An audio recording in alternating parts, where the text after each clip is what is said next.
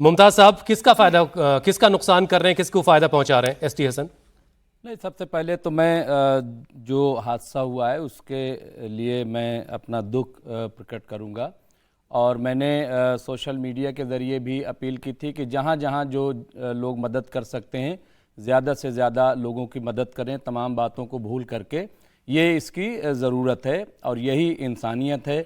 ये मौका ये ऐसा मौका होता है कि जब इंसान अपने आप को दिखा सकता है कि देखिए हम क्या हैं, अपने किरदार को। लेकिन अभी भंडारी जी जो कह रहे थे, आपदा में अवसर कौन तलाश करता है, ये उन्हें नहीं भूलना चाहिए। हमेशा बीजेपी आपदा में अवसर तलाश करती है, तो अब दूसरा भी तलाश कर लेता है कभी कभी। तो इनको मिर्ची लग गई था, मैं तो तलाश करता हूँ आपदा में अवसर, ये दूसरा कैसे तलाश कर लेता है। तो इन्हें सोचना चाहिए, जब अच्छा कुछ कुदरत में हो जाता है तो कहते हैं ये तो हमारी वजह से, ये तो मोदी जी चूंकि बायोलॉजिकल हैं और इसलिए ये सब अच्छा हो रहा है। तो इस तरह की बातें कौन करता है, कौन धर्म के चश्मे से, यानी अच्छा होगा तो वो ऊपर वाला खुश है आपसे। अब जब ये हो गया तो ये ऊपर वाला आपसे नाराज नहीं, ये अगर कोई कह देगा नाराज है तो आप नाराज हो जाएंगे, ये नहीं चलेगा। इसीलिए हम कहते हैं कि कभी भी सियासत में धर्म की सियासत नहीं करनी चाहिए। धर्म एक अलग मौजू है। यहाँ पे वाकई बहुत अफसोसनाक है, जितने लोग हताहत हुए हैं, बेघर हुए हैं लोग, ये अफसोसनाक है। लेकिन ये कुदरती है, इस पे बेबसी है कि इंसान कुछ नहीं कर सकता। लेकिन जहां इंसान कर सकता है वहां लोगों को जब बेघर कर दिया जाता है तो वो क्या सवाल नहीं उठेगा? क्यों सवाल नहीं उठाएगा और क्यों नहीं उठना चाहिए?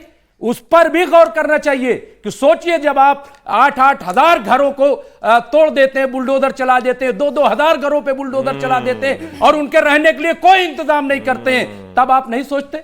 चलिए, तो है इस नफरत वाली सियासत का आता हूं भंडारी साहब आपके पास, क्योंकि 2 और मेहमान हैं, उनको भी जरा डिबेट में शामिल कर लें। इस नफरत वाली सियासत के दायरे को थोड़ा सा बड़ा करते हैं। कभी ये कहा जाता है कि मुसलमानों को महकुम से दूर रखिए, कभी कहा जाता है मुसलमानों से राखी मत खरीदो, मिठाई मत खरीदो।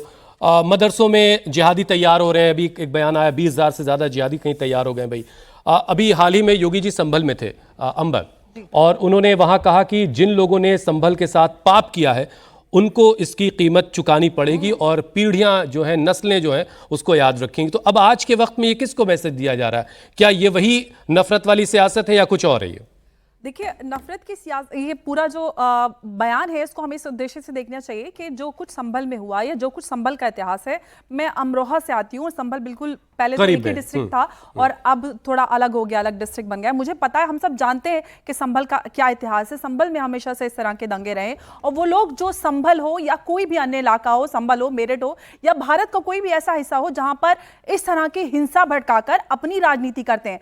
अभी मुमताज साहब कह रहे थे कि धर्म की राजनीति, माफ कीजिएगा, ये धर्म की राजनीति नहीं, ये नफरत की राजनीति है। जो एसटी हसन साहब बार बार इस तरह के बेतुके और नफरत भरे बयान देते हैं, ये नफरत है।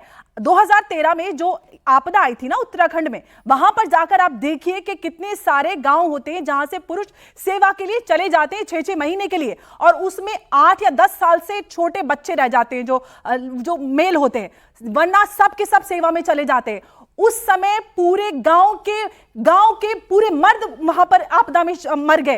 तो ऐसे नेता जिनको ग्राउंड की हकीकत ना पता हो कि ग्राउंड में क्या हो रहा है, लोगों की जिंदगी पर किसी भी आपदा से क्या असर पड़ रहा है, चाहे उत्तराखंड हो, चाहे बिहार हो या हमारे नॉर्थ ईस्ट का कोई भी इलाका हो, जहां पर इस तरह की आपदा आती है, वहां पर भारत का हर इंसान, जितने भी चाहे सामाजिक संगठन है, जो लोग जो खुद वॉलेंटरली मदद करना चाहते हैं या सरकारी जो भी संस्थान है वो मदद करते हैं। और अगर हम इसी आधार पर जाएं तो 20वीं सेंचुरी से लेकर 2011 तक आ जाए, सऊदी अरेबिया ने, चाहे जन्नतुल बकी की बात करें या जन्नतुल मौला की बात करें, अहले बैत अतहार के जो यानी कि जो लोग नहीं समझते हैं, यानी कि रसूल के परिवार के लोग, उनके कब्रिस्तान, उनके श्राइन्स को शहीद किया, जिसमें 500 से 600 ज्यादा इस्लामिक हिस्टोरिकल साइट्स और मस्जिदें शामिल है।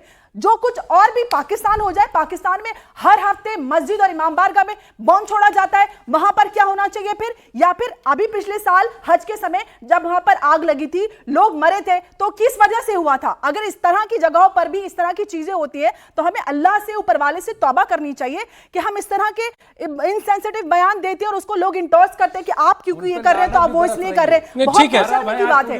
आप इर्रिस्पेक्टिव ऐसे बयानों को खंडन कीजिए, और मुझे लगता है कि सभी लोगों को, खासतौर से मुसलमान लोगों को, एसटी हसन जैसे नेताओं को डिस्कार्ड करना चाहिए, क्योंकि ऐसे नेता हमारे लिए नफरत का बाइस बनते हैं।